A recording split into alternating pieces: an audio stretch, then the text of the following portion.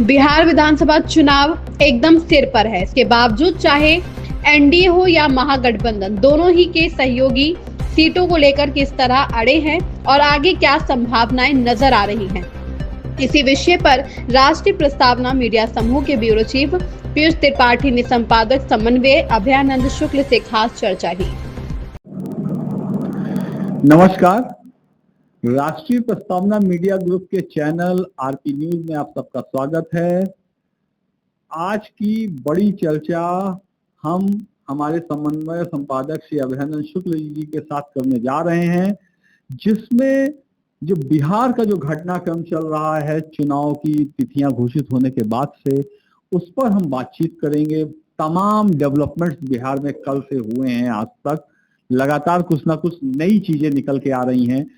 शुक्ला जी, सबसे पहला तो यही सवाल है कि बिहार में गठबंधनों में सीट शेयरिंग की क्या स्थिति है? तमाम गठबंधन है, कैसे शेयरिंग करें?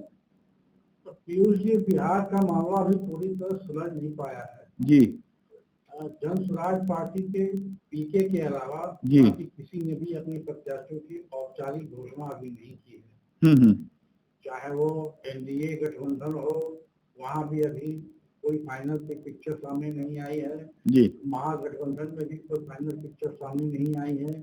ये अलग बात है कि जेडीयू के कुछ संभावित प्रत्याशियों ने सोशल मीडिया पर अपना नाम उछाल दिया है कि आप लोग अपने समर्थकों से कहा है कि आप तैयारी कीजिए और हम मैदान में आ रहे हैं। बल्कि इसको लेके चिराग पासवान नाराज भी हैं कि बिना सीटों की औपचारिक घोषणा के ये इस तरह की बातें कैसे हो रही हैं। इसी कारण वो नाराज हैं और पिछले 2-3 दिन से उनका विरोधी रुख भी देखने को मिला है। आज या यूं कह सकते हैं कि कल शाम से थोड़ा सा उनका रुख लचीला हुआ है। उन्होंने यह कह के थोड़ा सा संतोष पैदा किया है कि जहां प्रधानमंत्री नरेंद्र मोदी हैं वहां मुझे अपने भविष्य के बारे में चिंता करने की जरूरत नहीं है। तो लगता है कि चीजें अभी कंट्रोल में आ रही हैं, लेकिन अभी फाइनल तब तक किसने नहीं खोले हैं। और जैसा कि चिराग पासवान और नित्यानंद राय की बैठक के बाद तो उन्होंने आज सुबह बात की पत्रकारों से, ये कहा है कि आप जिस चीज का इंतजार कर रहे हैं वो जल्द ही हो जाएगा। जल्दी का उन्होंने टाइम नहीं दिया, लेकिन अनुमान लगाया जा रहा है कि 2-3 दिन में चीजें फाइनल हो जाएंगी। हालांकि आज से पर्चा दाखिले का शुरुआत चुनाव आयोग की तरफ से हो गई है, प्रक्रिया शुरू हो गई आपसे। हाँ, पर्चा दाखिल भी नहीं हुआ है जी। तो न तो एनडीए और न ही महागठबंधन जी में अभी पिक्चर बहुत क्लियर नहीं हुई है। ये जरूर है कि पीके ने जो है अपनी तरफ से शुरुआत कर दी, 85 की घोषणा कर करीब 57-85 की घोषणा कर दी है। तो कुल मिला के गठबंधनों की स्थिति यही है।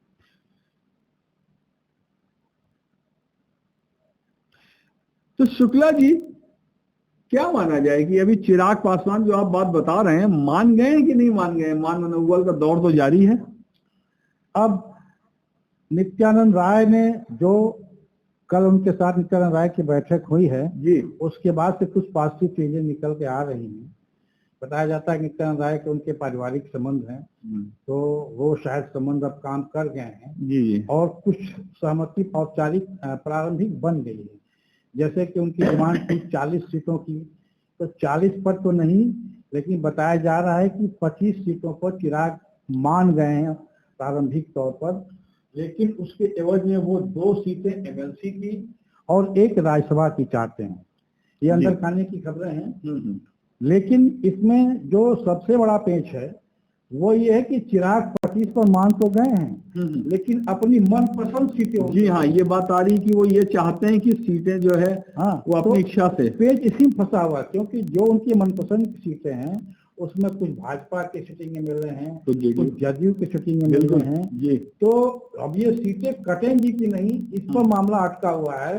लेकिन उन्होंने जो ये बयान दे दिया है कि जहां पर प्रधानमंत्री नरेंद्र मोदी हैं वहां मुझे अपने भविष्य की चिंता करने की कोई जरूरत नहीं है। यानी फिर उन्होंने अपने को हनुमान बताते हुए और एक श्रेय देने की कोशिश की है कि उन्होंने एक मैसेज भी दिया है कि न नीतीश न कोई यहाँ पर सीधे सीधे उनकी जो सेटिंग है वो प्रधानमंत्री नरेंद्र मोदी से है। हाँ हाँ और प्रधानमंत्री नरेंद्र मोदी ही कहे हैं तब हम मान रहे हैं। जी, एक बड़ा एक हाँ सीधा मैसेज यही हाँ, है हाँ। कि वो किसी और की शरारत स्वीकार करने को तैयार नहीं है। वैसे भी एनडीए में यही कहा जाता है कि चिराग पासवान तो भाजपा की ओर से गठबंधन में लाए गए हैं, नीतीश को इससे कोई मतलब नहीं है, इसीलिए सीटों का पेच भी फंसा हुआ है। लेकिन अब लग रहा है कि मामला सुलझने की ओर है, लेकिन ये राजनीति है पीयूष जी। जब तक चीजें अंतिम रूप से सामने नहीं आती हैं तब तक कुछ भी नहीं कहा जा सकता। मैं फिर इसमें एक लेकिन लगा रहा हूँ कि हो सकता है कि अगर चिराग पासवान को अपने मन मुताबिक चीजें नहीं मिली तो जनसुराज की तरफ जा सकते हैं। इसलिए जनसुराज की सीटें अभी धीमे धीमे आ रही हैं मार्केट में, मतलब सबकी जानकारी में जी। तो अभी भी मामला फंसा हुआ है। आप भी इंतजार कीजिए कि क्या होगा। हो सकता है 2-3 दिन लग जाए इसमें, लेकिन अभी पूरी तरह तो नहीं कह सकते, लेकिन हाँ पॉजिटिव संकेत जरूर आने लगे हैं। मतलब शुक्ला जी अभी संशय बरकरार है, संशय बरकरार है। अब आगे जैसे चिराग का तो मैटर सबसे बड़ा इस वक्त है, मैं देख रहा हूँ कि बिहार के लिए। लेकिन अगर हम महागठबंधन की ओर चलें और बात करें मुकेश सहनी और महागठबंधन, इनके बीच में क्या बातचीत चल रही है, इनका क्या है? महागठबंधन के तेजस्वी यादव और उनके गठबंधन के साथी वीआईपी के मुकेश सहनी की कल शाम बातचीत हुई जी। बातचीत के दौरान तो खबर यह आई कि सब कुछ ठीक है, सब दुरुस्त हो गया है, सब मामला सुलझ गया है। लेकिन रात होते होते और आज सुबह एक खबर आई कि वो बात जो है असफल हो गई, उनमें बात बन नहीं पाई। दरअसल मुकेश सहनी डिप्टी सीएम पद की मांग पर अड़े हुए हैं।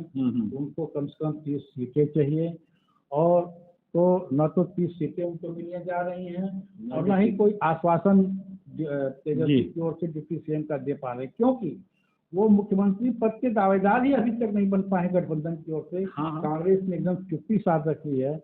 जब वो खुद मुख्यमंत्री नहीं बन पा रहे हैं, किसी को डिप्टी सीएम बनाने के लिए कैसे आश्वासन दे सकते हैं?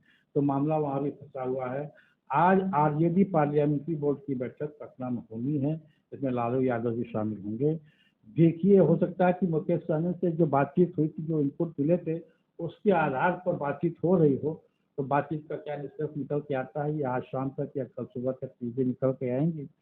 लेकिन पूरी बैठक में कांग्रेस का कोई आदमी नहीं है, तो कांग्रेस इस गठबंधन में है भी या नहीं है, इसके बारे में अभी हम पूरी तरह नहीं कह सकते। मतलब संशय बरकरार रहेगी और तेजस्वी के साथ या राजद के साथ मिलकर लड़ेंगे। असल में कांग्रेस चाहती है 70-75 से 80 सीटें जी, तो इतनी सीटें उनको मिलने नहीं जा रही है, क्योंकि एक आरजेडी ही 135 से ऊपर लड़ने के लिए बैठी है। उसके बाद मुकेश सहनी का भी मामला है, फिर लेफ्ट पार्टी का मामला है, फिर जेएमएम का मामला है। सबको सीटें चाहिए, 45 सीटें, सबको कहाँ सब कुछ कर पाएंगे। लेकिन सुना है कि कांग्रेस जो है 50 से 55 सीटों पर मान गई है, लेकिन यहाँ भी लेकिन है, उसको अपनी मनपसंद सीटें चाहिए, सबको सीटें चाहिए। उधर एनडीए में चिराग ये चाहते हैं, वही ये चाहते हैं। तो अब दिक्कत यह है कि मुझे कल से जो है कांग्रेस की किसी गतिविधि के बारे में कोई सूचना अभी तक आई नहीं है, छुट्टी है। आज सिर्फ इतनी सूचना मिली है कि कांग्रेस के बड़े नेताओं की बैठक दिल्ली में होने जा रही है और सीट शेयरिंग के मामले पर होगी, जिसमें राहुल गांधी ऑनलाइन शामिल होंगे। तो कांग्रेस की भी स्थिति लगभग वैसे ही है। कांग्रेस गठबंधन में है भी या नहीं है, ये इसके बारे में अभी बहुत दावे के साथ नहीं कह सकते। और उधर ओवैसी लगातार तेजस्वी के खिलाफ अपना मोर्चा संभाले हुए हैं, तो अभी भी ये संभावना बन रही है कि कांग्रेस गठबंधन का मोह छोड़ के ओवैसी के साथ गठबंधन करके कुछ नया खेल ना कर दे।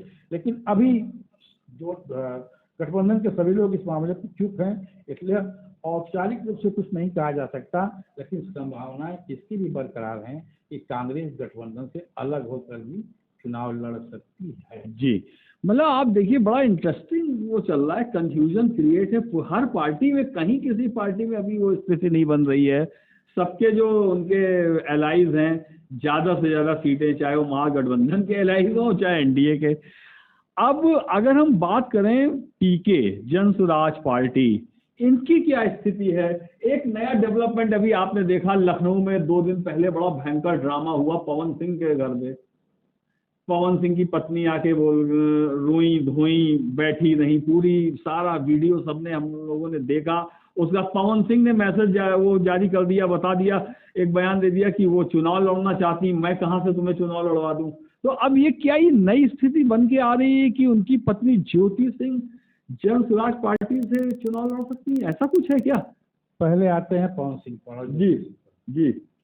ज्योति सिंह ने जो पिछले 3-4 दिन पहले 5 दिन पहले जी, लखनऊ में आके हंगामा नहीं कह सकते कि किसी महिला के परिवार के दर्द को हंगामा कहना भी ठीक नहीं, हंगामा है, ड्रामा उसको नहीं कह सकते, ड्रामा नहीं कह सकते, क्योंकि जिस तरह से वो जी। सोशल मीडिया पर अपना वीडियो डाल के रो रही थी। हाँ बिल्कुल, वो नेचुरल आंसू लग रहे उनके साथ लोगों की सहानुभूति भी है। आजकल लोग बहुत मायावी हो गए हैं, अच्छे क्या कहते हैं कि एक्टर हो गए हैं जी तो दुनिया में। लेकिन खैर हम लोग को उस विषय में नहीं आना चाहिए, हम नहीं कह सकते, ये पति पत्नी का मामला है, पत्नी का मामला है। हाँ उसने पवन सिंह की इमेज को डेंट कर डाला है जी। हाँ तो बिल्कुल, उसको कह सकते हैं कि सर मुड़ाते ही ओले पड़े। पवन सिंह की पुरानी चीजें निकल के आने शुरू हो गई हैं। भाजपा में वो औपचारिक रूप से शामिल हुए, उनको औपचारिक रूप से लिया गया जी है, लेकिन वो ये गले पड़ गई ज्योति सिंह।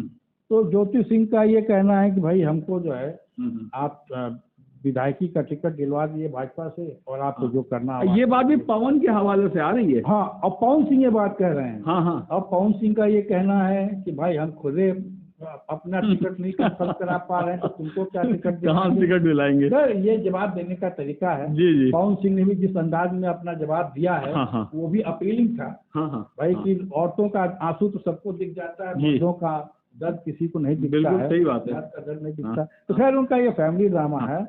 लेकिन अंततः सूचना यही आई है कि ज्योति सिंह पीके की पार्टी जनसुराज से चुनाव लड़ेंगी और उनकी मुलाकातें पीके से हुई हैं। तो जनसुराज पार्टी की तैयारियां तो अपने तरीके से चल रही। ज्योति क्या उसी सीट से चुनाव लड़ेंगी जहां से वो चाहती हैं? हाँ, क्योंकि पीके को क्या दिक्कत है भाई, अगर पवन सिंह को हराने वाला कोई आदमी मिल जाता है तो उनके लिए तो बढ़िया ही है जी। और ज्योति से बढ़िया कौन होगा। और मुझे लगा इस वक्त सहानुभूति है ज्योति के साथ। तो पीके की तैयारी चल रही है, उनको किसी से पूछना नहीं। जी जी। तो उन्होंने बताया जाता कि करीब 50-57 सीटों को अपने प्रत्याशी घोषित कर दिए। लेकिन अब खबर यह है कि जितने प्रत्याशी घोषित किए हैं उनमें भी बवाल है। मतलब जो उनकी पार्टी के दावेदार कुछ पहले से थे जिन्होंने पार्टी को खड़ा किया था, एक महिला कोई मैं देख रहा था टीवी पर, मुझे नाम नहीं याद आ रहा है, कर रही थी कि पहला झंडा मैंने लगाया और ये सब किया और टिकट दूसरे को मिल गया। तो पीके के पार्टी में भी इस तरह की दिक्कतें हैं, लेकिन यह पीके की पार्टी के बढ़ते जनाधार का संकेत भी है कि पीके की पार्टी के टिकट के लिए इतनी मारामारी। लोग लड़ना चाह रहे हैं कि उनको टिकट मिले पीके से। कुल मिला के पीके की पार्टी की तैयारी तो ठीक ठाक है, लेकिन आप इस बिहार के घटनाक्रम में जो सारी चीजें हैं उसमें एक चीज आप नोट करेंगे कि खूंटा यही गड़ेगा। वही है, चाहे वो कांग्रेस हो और चाहे तेजस्वी क्या कहते हैं कि चिराग पासवान हो। हाँ। कांग्रेस भी कम सीटों को मानने को तैयार है, लेकिन उसे मनपसंद सीटें चाहिए। और ज्योति सिंह को भी चुनाव लड़ना है और चिराग पासवान भी 40 से 25 पर आने को तैयार हैं, लेकिन खूंटा यही गड़ेगा, यानी कि हमको मनपसंद सीटें चाहिए जी। तो अब खूंटा यही गड़ेगा कि नहीं, ये तो देखने वाली बात होगी। 2-4 दिन में मुझे लगता है कि ये कम से कम 3 दिन तो इस पूरी कवायद में लगेंगे ही। पिक्चर आज से प्रक्रिया शुरू भी हुई। तो कुल मिला के बिहार में अभी पिक्चर क्लियर नहीं है जी, क्या होगा क्या नहीं। तो जब तक प्रत्याशी सामने नहीं आ जाते, गठबंधन की पिक्चर क्लियर नहीं हो जाती है जी, तब तक ये सारी चीजें चलती रहेंगी। लेकिन बिहार में सब कुछ सामान्य नहीं है। हाँ, ये तो कह सकता हूँ। तो शुक्ला जी, बहुत अच्छी चर्चा रही। आज की चर्चा को यहीं पे विराम देते हैं। अच्छी बातें निकल के आई। इस वक्त देश की राजनीति का जो सबसे बड़ा अखाड़ा है इस वक्त बिहार है। बिल्कुल, बिहार का इलेक्शन एकदम सर पे आ चुका है, चुनावी प्रक्रिया शुरू हो चुकी है। लेकिन चाहे वो एनडीए हो और चाहे वो महागठबंधन हो, कहीं पे भी अभी तक कोई निर्धारण नहीं हो पाया है सीटों का। दोनों ही जो एनडीए या महागठबंधन के जो घटक हैं, सीटों के लिए ही लड़ रहे हैं। आप गौर करें हाँ कि जो तेजस्वी इस बात के लिए परेशान है कि जी। गठबंधन हमको मुख्यमंत्री घोषित कर ये भी है। मुकेश सहनी उससे कह रहे हैं कि हमको डिप्टी उनको खुद का पता नहीं है और अभी कोई घोषणा नहीं। और इसी बात को लेकर कांग्रेस आदमी हमेशा देखिए कांग्रेस कभी इस तरीके से नहीं करती रही है। और कांग्रेस ने मुख्यमंत्री तेजस्वी को चीट कर दिया, मैं कह सकता हूँ। हाँ हाँ मतलब तेजस्वी ने बड़ी ईमानदारी से राहुल गांधी को 2029 के लिए बिल्कुल। प्रधानमंत्री पद का दावेदार घोषित कर दिया। हाँ। लेकिन राहुल गांधी या कांग्रेस के किसी नेता के मुंह से यह निकल नहीं आ रहा है कि तेजस्वी हमारे गठबंधन के मुख्यमंत्री पद के दावेदार हैं। जी। तो कांग्रेस ने तो तेजस्वी को चीट कर दिया। अब देखिए क्या निकल के आता है। तो यही देखने वाली बात होगी, क्योंकि अभी बिहार की पिक्चर क्लियर नहीं है और हो सकता है जब हम लोग अगली चर्चा के लिए बैठे तब तक बिहार की स्थिति को साफ हो जाए। तब तक के लिए हम आप सबका धन्यवाद करते हैं इस चर्चा से जुड़ने के लिए। आप हमें देखते रहिए। बहुत बहुत धन्यवाद।